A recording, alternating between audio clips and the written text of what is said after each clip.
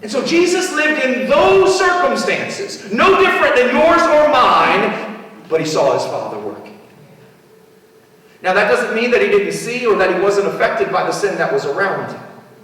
But as Isaiah chapter 50 verse 7 says, because of the sovereignty of God, he set his face like flint. In that passage, it says, "O sovereign God," because of the sovereignty of God, set your face like flint. There is a point where we have to understand that we will always waver until we trust God's sovereignty.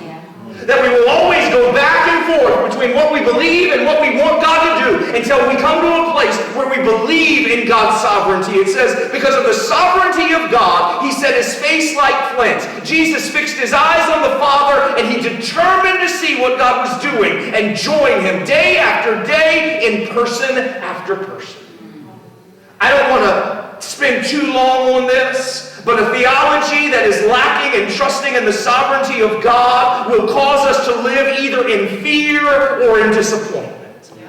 It will cause us to believe that we either have to try harder or the enemy needs to get pushed away further rather than trusting that God is in control. We will either believe it's our fault or the enemy's fault rather than acknowledging that it just might be God's will.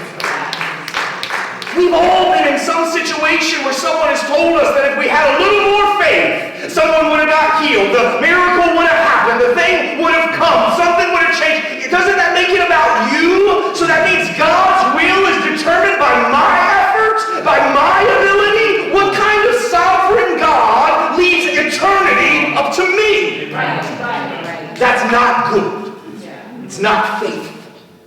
And what I'll tell you definitively is it's not true.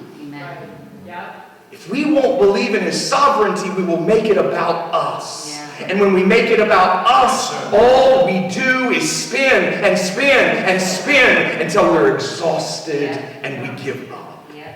Our faces can't be set like flint. Our hearts can't be truly steadfast until we believe that God is sovereign. So I'm going to ask this once more before we move into the next verse. Do we see Jesus? And here's what I mean. Have we determined to see Jesus?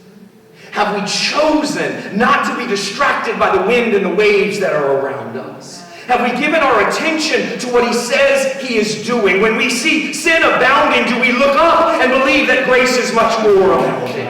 When we see the nations rage, do we look up and see that the Lord has set his king in Zion? When we see the earth and all of its inhabitants shake, do we look up and see that God is holding the pillars in place? All these things that God said would happen, we continue to live in shock when they happen. Instead of clinging to what we know is true.